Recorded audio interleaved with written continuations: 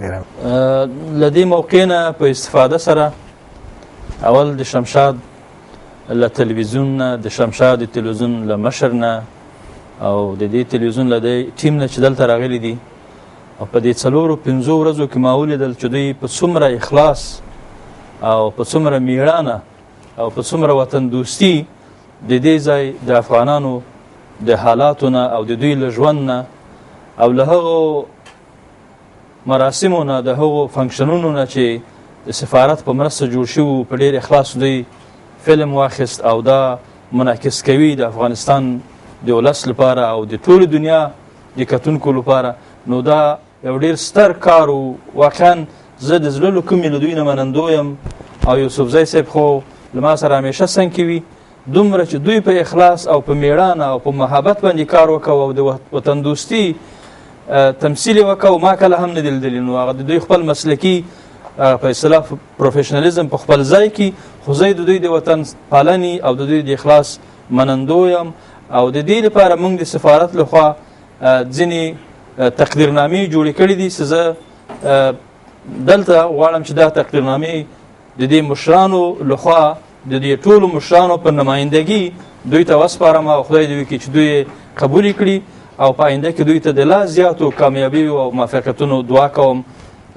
اوس به زه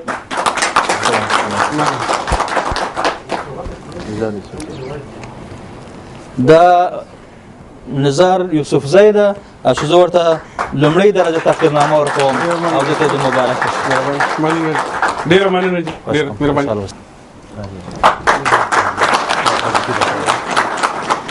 صبورجان کبیری از جوانای بسیار فعال و نشیط ماست و در چند روزی که بسیار واقعا یعنی تانست بسیار با کمال اخلاص کار بکنه. این تقدیرنامه را برایشان اهدا میکنیم.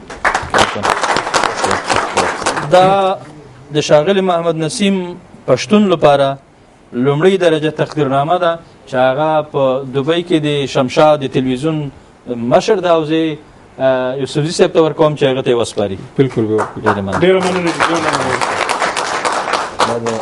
او په پای کې حاجي صاحب فضل کریم فضل او د شمشاد نړیوال تلویزیون ته یوه خاصه تقدیرنامه ده چې دا د هغه د کارنامو لپاره ده او هغه ته زه یوسفزي صاحب ته سپارم چې هغه ته یې وسپاري. ډېره مننه. د مشاعرې په پای کې زه خپل خوږ او ډېر ګران مشر چې د څو ورځو نه بلکې زمونږ دلته د راتلو سبب هم هغه چې بار بار یې زمونږ ډېره ډاډګیرنه کړې، ډېره مرسته یې زمونږ کړې ده. زه تمنم کوم او خواست ورته کوم چې نه دا مشاعره واورېده خپل که څه تاثرات یې سرای وي چې د مشاعرې په حواله راته راکړي نښوي. ډېره مننه شمشاد. واقعا لکه څنګه چې نوم ده همداسې د افغانانو په زړونو کې یو اوچت مقام لري، ډېر لوړ مقام لري او تاسو دې غریب قطر ته د هیر شوي قطر ته تاسو دومره توجه وکوله چې زما په خیال باندې به دا په د تاریخ کې اولین تلویزیوني ټیم وي چې راغلی ده او د دې افغانانو د حالاتو نه او د دوی د ژوند نه او د دوی د کارونو نه یو تصویر جوړ کړی. دا ډېر د قدر وړ ده او واقعا هم دغه اعتبار او کریډیټ دا ستاسو لپاره ده او دا د تاسو ته مبارک شي. خو د مشاعرې نه زما یو تاثر دا و چې ما ته یو نوی فکر پیدا شو. ما به پخوا فکر کوو او اورېدلی مې و چې ژبه د افهام او تفهیم یوه وسیله ده، د پوهېدلو او د نه پوهېدلو لپاره یو وسیله ده. لیکن په دې غزلو کې په دې شعرونو کې مې چې کوم پیغام یا پیام ولید نو زما دا باور شو چې ژبه یوازې د افهام او تفهیم وسیله نه بلکې ژبه د یو ثقافت او د یو کلتور د انتقال او د حمل یوه ذریعه ده. یعنې په دې کې ډېر زیات هغه شیان چې هغه په افهام او تفهیم کې نشته لکه پښتنواله، لکه مثلا هغه دروندوالی چې په دې اشعارو کې و دا د یو قوم یا د یوې ژبې د قوم منعکس کوونکی ده. نو زما په خیال باندې ژبه تر د افهام او تفهیم نه یو څه زیات اهمیت باید ولري. یعنې د یو قوم د پیژندلو، د هغه د کلتور او د فرهنګ او د ثقافت او د تاریخ د پیژندلو یوه ذریعه هم ده. نو په دې اساس که موږ غواړو چې قومونه ژوندي پاتې شي باید ژبه یې ژوندۍ پاتې شي او د دې ژبې د ژوندي ساتلو لپاره همدا شعر او همدا نثر همدا ادب همدا آرت او دا کوم پروګرامونه چې په دې یوه هفته کې جوړ شوي د اکثره په همدې محور باندې څرخېدل.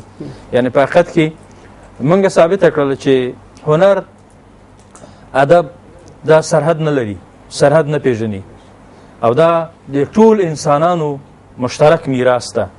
موږ چې په موزیم کې کوم آرت ولید، کوم نقشې مو لیدلې، کوم اثر مو لید چې د 1,500-2,000 کالونو مخکې اثار هم وو او د نن ورځې سره تړل شوي دي او د هغه نه هر چا لیدنه کوله او هر چا لذت اخیست، هر چا ورنه خوند اخیست، که انګریز و که امریکایي و که قطری و که سعودی و. نو د دې نه زما دا تاثر شو چې رښتیا هم چې دا هنر سرحد نه لري، دا د ټولو لپاره ده او د انسان د خدمت لپاره ده. نو د مشاعرې نه زما همدا تاثر و، همدا برداشت مې و چې رښتیا هم نن په دې مشاعره کې د دې قوم په همدې ژبه د شعر په ژبه باندې هغه عنعنات، هغه کلتور، هغه دستور، هغه میړانه، هغه غیرت په دې ټپو کې، په دې شعرونو کې، په دې غزلونو کې راڅرګند شو چې دا باور مې شو چې باید همدغه لاره تقویه شي او د همدې لارې تقویت لپاره کار وکړي. نو بیا هم په پای کې د دې مشرانو په نمایندګي د شمشاد نه ډیره مننه کوم او په دې وسیله له دې ځایه زه د خپلو مشرانو ډیر منندو یم، د دوی نه ډیره مننه کوم چې په ډیر اخلاص او په ډیر محبت، یعنی کومه مینه چې دې مشرانو ماته راکړې په قطر کې زه کله هم نه هېروم. د دوی دغه درنوالی، د دوی دغه اخلاص، د دوی دغه محبت سره لږه څه کېدای شي له ډیرو نه به زه په سن کې په عمر کې کم یم، په علم کې ورنه کم یم، لیکن دوی کومه پوهه چې ماته راکړې، کوم اخلاص چې راکړی، کوم مینې چې راکړی، دا زه نه هېروم او زه د دوی نه ډېر منندوی یم. نور څه ستاسو وخت نه نیسم، همدومره خبرې وې. خبرې بیا هم مننه. خبرې وي خو دا کیک ته پاتې رجی دا به کټ کوو. په دې شمشاد ټلویزیون نوم لیکلی دی او دا حاجي صاحب ډېر په مینه باندې راوړی دی، نو دا ستاسو به کټ کوئ. بسم الله الرحمن الرحیم. د شمشاد ټلویزیون مینوالو، دا وه زموږ د نننۍ ورځې مشاعره چې د ډاکټر صاحب همت په دې درنو خوږو خبرو سره ته ورسېده. در بلې خپرونې در نه زه نظار یوسفزی د قطر دوحې نه اجازت غواړم د کیمرمین مشتاق احمد عادل او صبور کبیري سره په لوی او مهربانه خدای مسپارم. د ښاد آباد لوی خوشحاله او سوکاله افغانستان په هیله مو په لوی او مهربانه خدای سپارم. د الله په امان.